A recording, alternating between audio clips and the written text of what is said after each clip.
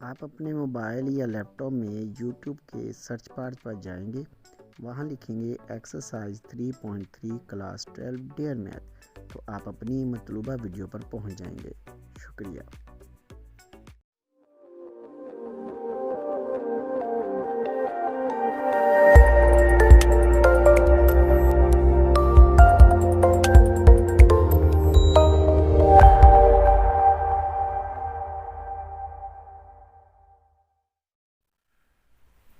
अस्सलामुअलैकुम दोस्तों, मैं हूं आसिम महमूद और आप देख रहे हैं आपका अपना YouTube channel Dare Math channel में आज हमें एक्सरसाइज 3.3 के रिमेनिंग क्वेश्चंस करने हैं, जिनमें क्वेश्चन नंबर 17 से ऑनवर्ड होंगे। ये बहुत इंपॉर्टेंट क्वेश्चन है एग्जामिनेशन पॉइंट ऑफ व्यू से। आपको इन्हें अच्छे से सीखने के लिए रहना होगा मेरे साथ वीडियो के एंड तक। तो फिर हम अपनी वीडियो को स्टार्ट करते हैं। क्वेश्चन नंबर 17 में हमें गिवन है जी X D X divided by 4 plus 2x plus X square, और हमने इसको इंटीग्रेट करना है। अब हमें इसके लिए ना कुछ चीज़ें हैं जो अरेंज करना पड़ेंगी। आप इसे एक्स डी एक्स लिखिए, और ये जी नीचे लिखा हुआ है ना डिवीजन में x square plus 2x plus, ये आपके पास है 4। आप इस 4 को 1 प्लस 3 लिख लीजिए। अच्छा जी, हमने इसे लिखा x square plus 2x plus 1 और 3 लिख लिया इसको। अच्छा, अब आप इसे यूँ कर सकते हैं कि यहाँ पे ना आपको यूँ लिखना होगा कि वन टाइम ना यहाँ ये चीज़ें कुछ याद रखना पड़ती होती हैं। जैसे कि अब ये देखें, इसका जो अगर डेरिवेटिव लेते हैं ना आप एक्स स्क्वेयर प्लस 2x का, तो वो डेरिवेटिव बनता है एक्स स्क्वेयर प्लस 2। अब एक्स स्क्वेयर प्लस 2 हमें कुछ इस तरह से इसको हल करना है कि इसका डेरिवेटिव बने। अब उसके लिए आप इस x में 1 ऐड करेंगे और ख़ुद से ही 1 माइनस भी करेंगे।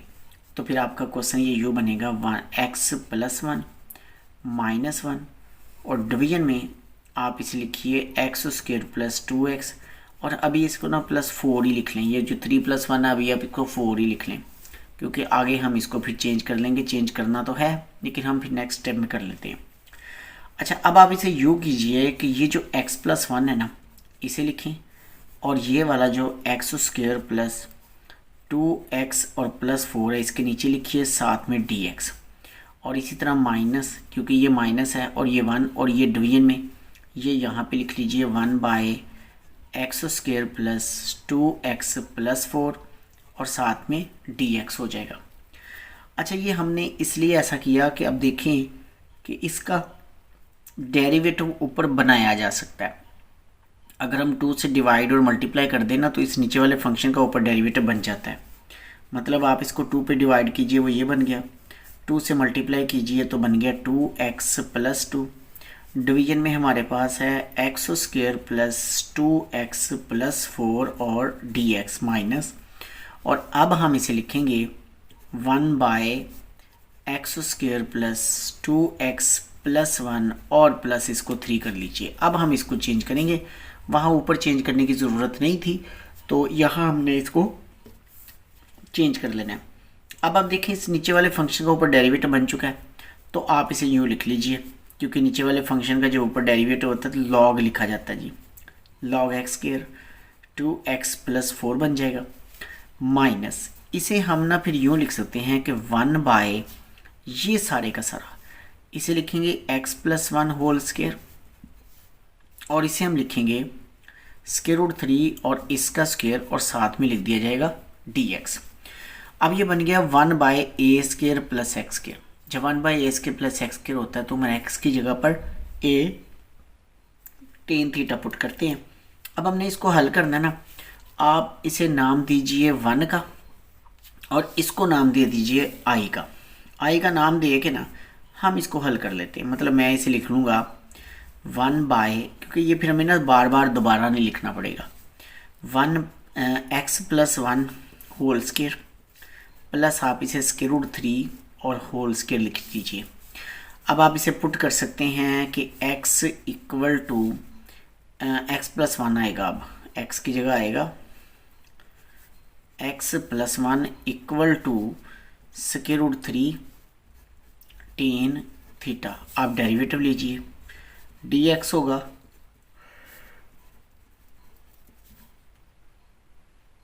और आप इसे सीकेंड स्क्वायर थीटा और डी थीटा लिखेंगे।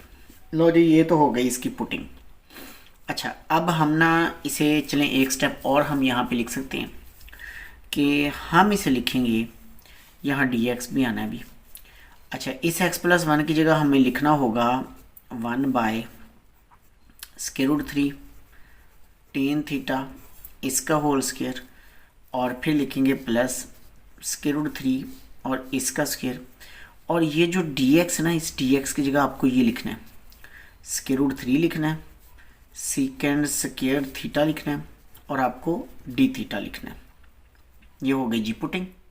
लीजिए जी, अब हमारे पास है √3, मैंने वैल्यूज़ जो पुट कर दी और इसमें से √3 होल स्क्वायर मैंने कॉमन ले लिया।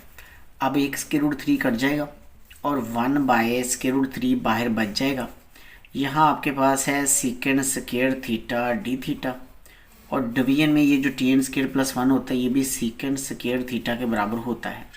सीकेंड स्क्वायर से आप काट सकते हैं 1/√3 और डी थीटा बचेगा।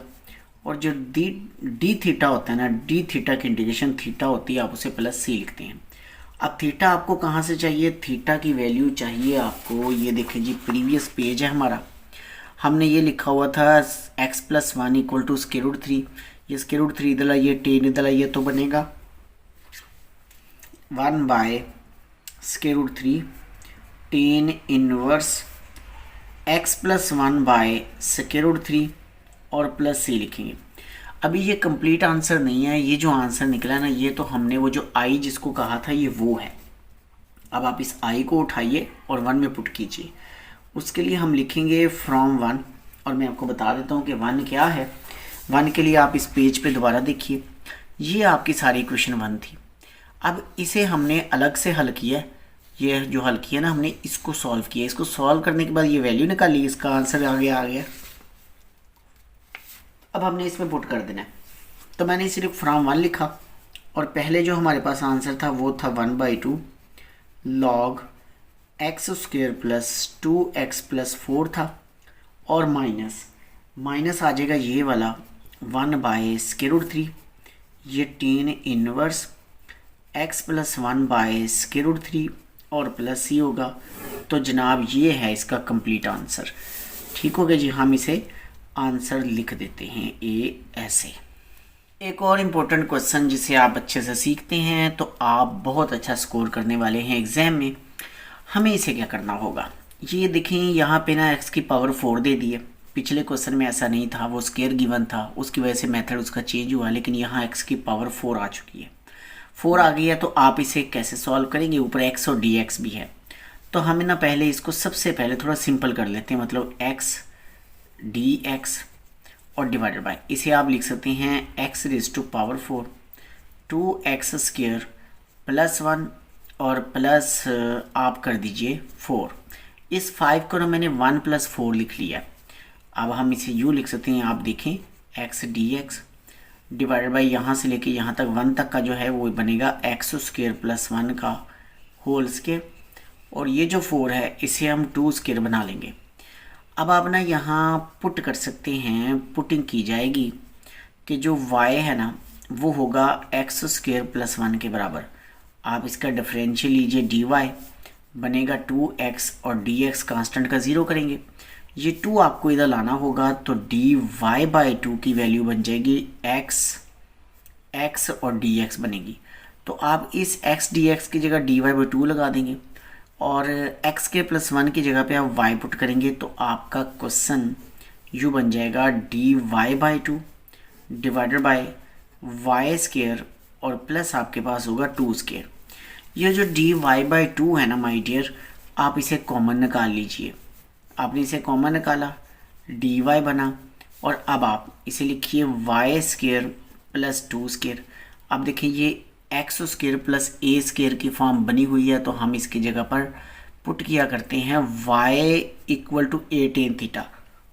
तो x = a tan थीटा, अब x की जगह यहाँ y है तो हम फिर पुट कर देंगे, पुटिंग की जाएगी कि y = 2 tan थीटा। हम a tan थीटा की बजाय कि a की जगह पे 2 है तो इसलिए 2 tan थीटा पुट करेंगे। डिफरेंशियल अप्लाई कीजिए, dy बनेगा टेन का डेरिवेटिव सीकेंड स्क्वायर थीटा और डी थीटा होता है। अब आप पुटिंग करेंगे। जब आप इसमें पुटिंग करेंगे तो माय डियर आप देखिए ये 1/2 बना, डी वाई की जगह हमें 2 सीकेंड स्क्वायर थीटा और डी थीटा लगाना है। और अब इस y की जगह आपको 2 टेन थीटा पुट करना है, तो आप लिखिए 2 tan theta whole square plus 2 square आपके पास आ जाएगा। अब आपने क्या करना है जनाब, ये 2 तो इस 2 से कैंसिल हो गया था, ठीक है ना, ये 2 इस 2 से कैंसिल, 2 स्क्वायर 4, ये 2 स्क्वायर 4 है, तो अब आप इसे लिख सकते हैं 1/4 लिख सकते हैं ना। और साथ में क्या बचेगा, sign of integration secant square theta d theta बचेगा, और नीचे टेन स्क्वायर थीटा प्लस 1 बचना है, नीचे डिवीजन के अंदर टेन स्क्वायर थीटा प्लस 1 बचेगा। और अब अगले स्टेप में हम क्या करेंगे, ये जो टेन स्क्वायर थीटा प्लस 1 है ये सीकेंड स्क्वायर के बराबर होता है, वो ऊपर वाले स्क्वायर सीकेंड स्क्वायर से कटेगा। अब ये काम हम ना यहाँ पे कर सकते हैं, इधर ही इसने हो जाना है। तो फिर देखिए जी, आपके पास बचा 1/4 sign of integration secant square theta और डी थीटा था, और नीचे वाला 1 + टेन स्क्वायर को हम सीकेंड स्क्वायर थीटा लिखा करते हैं। सीकेंड स्क्वायर से कट जाता है, 1/4 डी थीटा बचेगा, और डी थीटा की इंटीग्रेशन क्या होती है मेरे प्यारो, ये थीटा होती है। अब आप क्या करेंगे, थीटा फाइंड आउट करेंगे। थीटा हमें निकालना होगा यहाँ से, ये नज़र आ रहा है, अब देखें यहाँ से जी, ये थीटा जो हमने पुट करना है वो यहाँ से मिलेगा। अगर हम 2 इधर ले आए y/2, 10 इधर लाएँ 10 इनवर्स बनेगा, मतलब आपके पास बनेगा 1/4 10 इनवर्स y/2, ये y/2 बन गया, और आप प्लस c लिख देंगे। लेकिन देखें क्वेश्चन हमारा y में नहीं था, y हमने पुटिंग की थी क्वेश्चन को इजी करने के लिए, जबकि क्वेश्चन हमारा था x की फॉर्म में, तो फिर y की जगह y की ये वैल्यू लगानी होगी। आप इसे उठाइए, इस x² + 1 को इस y की जगह पुट कर दीजिए, यानी 1/4 10 इनवर्स x² + 1/2 और प्लस c आपके पास हो जाएगा। यही इसका खूबसूरत सा आंसर है जी। क्वेश्चन नंबर 19 है जी अब हमारा, और ये क्वेश्चन दिखने में जितना ये ख़तरनाक सा लग रहा है ना, ये इतना ख़तरनाक है नहीं। देखिएगा कैसे, तो आप ना इसे पुट कर दें किसी y या t के इक्वल। y हमने बहुत दफ़ा पुट कर लिया है, चले हम t पुट करते। वैसे इससे फ़र्क नहीं पड़ता होता कि आपने y पुट करना है या t करना है, ये तो सिर्फ वेरिएबल्स हैं क्वेश्चन को सॉल्व करने के लिए। हमने इसको नाम दे दिया t का, कि t जो है वो बराबर हो जाएगा √x - x/2 के। आप डिफरेंशियल अप्लाई कीजिए। जब आप डिफरेंशियल अप्लाई करेंगे dt बनेगा 1/2 साथ मल्टीप्लाई 1/2 में से 1 माइनस, और x का डेरिवेटिव क्या होता है जी 1, गुड शाबाश 1 होता है। आप इसे 1/2 लिखिए। इन दोनों में से ना अब आप क्या कर सकते हैं कि 1/2 कॉमन ले सकते हैं, और ये डिवीजन में आके 1/√x बनेगा, और -1 बचेगा। 2 को आप इधर लाइए, 2 dt डिवाइडेड बाय 1/√x और -1 आपके पास हो जाएगा। साथ में ना dx भी लिखना था, यहाँ पे dx लिखना था जब हमने डेरिवेटिव लिया, तो वो dx यहाँ पे आ जाएगा। अब देखें कि अब गौर कीजिए, जहाँ ये लिखा हुआ है ना उसको तो हमने t कहा, और जहाँ 1/√x - 1 dx है, 1/√x - 1 dx वो किसके बराबर है 2 dt के। बस पुटिंग करनी है सिर्फ। तो जनाब आप लिखिए cos t और 2 dt आएगा। 2 कांस्टेंट है, बाहर निकाल लेंगे हम, बाकी बच जाएगा cos t और dt होगा। cos t की इंटीग्रेशन क्या होती है आप 2 लिखिए, और जो cos t होता है, cos t की इंटीग्रेशन क्या होती है जी, cos t की इंटीग्रेशन होती है sin t और plus c। cos negative sin t नहीं होता, साइन हो तो वो -cos t होता है इंटीग्रेशन में वो डेरिवेटिव में फ़र्क होता है, साइन का फ़र्क पड़ता है। अच्छा, अब आपने ना पुट करना है साइन, और t की वैल्यू कहाँ है जी, ये पड़ी हुई है, वो इसकी जगह लगा दीजिएगा, √x - x/2 और प्लस c होगा, और यही आपका रिक्वायर्ड आंसर है जी। अच्छा, इसमें ये किया हमने कि x + 2 था ना, मैंने उसमें 3 खुद से लिखा, यानी 3 - 1 करते तो 2 ही होता है। अब वो क्यों करते हैं ऐसा, इसलिए कि देखिए नीचे x+3 था, ऊपर भी x+3 बन गया, तो ये 1 है, नीचे x+3 है, तो मैंने इस 1 और इस x+3 के रूट को अलग किया, इस x+3 और इस x+3 के रूट को मैंने अलग कर दिया, दोनों मैंने यूँ अलग-अलग कर दिए। ये कर सकते हैं हम इसको कि अगर दोबारा इकट्ठा करना चाहें तो कर लेते हैं, लेकिन ऐसा हमने इसलिए किया कि ये देखिए ना, ये ऊपर वाला x+3 था ना, आपको याद होगा हमने पहले भी कई दफ़ा किया है कि x square root multiply x square root अगर हो तो हम उसे एक्स स्क्वायर रूट का होल स्क्वायर करते हैं, और जब हम स्क्वायर रूट से काटें तो ये x बनता है। मतलब ये हुआ कि x जो है ना आपका मतलब ये वाला x, इसको 2 टाइम्स स्क्वायर रूट में लिख सकते हैं। अगर हमें ज़रूरत हो तो, हमें क्वेश्चन के अंदर ज़रूरत हो तो हम उसे लिख सकते हैं। मैंने इसी रूल की मदद से ना इसको, इस ऊपर वाले x+3 को 2 टाइम्स के रूट में लिखा, क्योंकि मैं एक नीचे वाले से काटना चाहता था, इसलिए हमने लिखा। और ये मैंने वैसे लिखा हुआ था, इसको वैसे का वैसे लिख दिया। अब नेक्स्ट स्टेप में क्या किया, यहाँ से तो बचा 1/2 x+3 की स्क्वायर रूट बन गई 1/2, और ये क्योंकि डिवीजन से हम ऊपर लाए हैं तो ये पावर नेगेटिव हो जाएगी। अब पावर छुपाने से नीचे वाले फंक्शन का अगर ऊपर डेरिवेटिव होता है तो पावर में 1 ऐड किया जाता है, और उसी से हम डिवाइड कर देते हैं। ये देखें 3/2 बनेगा और डिवाइड बाई 3/2 बनेगा माइनस। इस तरह इसकी पावर में भी आप 1 ऐड कर दीजिए, 1/2 बनेगा, और उसी से हम डिवाइड करेंगे, प्लस ही होगा, ये उलट जाएगा तो बनेगा 2/3, और x+3 की पावर हो जाएगी 3/2। इसी तरह ये उलट कर बनेगा 2, और इसे हम स्क्वायर रूट बना सकते हैं, x+3 स्क्वायर रूट कर दें आप, और प्लस आप c लिख दीजिए। लो जी, ये है इसका आंसर। क्वेश्चन नंबर 21 में ना स्क्वायर रूट 2 दिया हुआ है और डिवीजन में sin x plus cos x दिया हुआ है। आप इसे ना यूँ लिख सकते हैं, sign of integration dx divided by 1/√2, इसे sin x plus cos x आप लिख सकते हैं।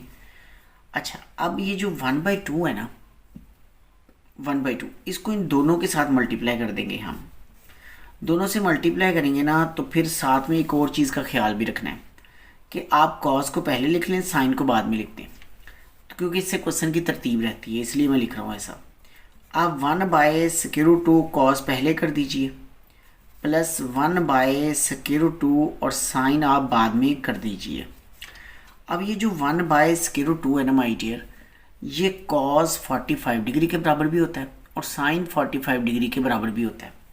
मतलब अगर आप इसे यूँ लिख देना कि dx divided by cos x और cos π/4 लिख दें तो कोई फ़र्क नहीं पड़ता, और इसे अगर आप लिख दें sin x और sin π/4 कर दें तो इस पर कोई फ़र्क नहीं पड़ता, क्योंकि cos π/4 पे भी 1/2 आंसर देता है और sin π/4 पे भी 1/2 आंसर देता है, और आपको मालूम है π/4 45 डिग्री के बराबर होता है, तो दोनों पे इसका आंसर 1/2 होता है, इसलिए हम इसे ऐसा लिख सकते हैं।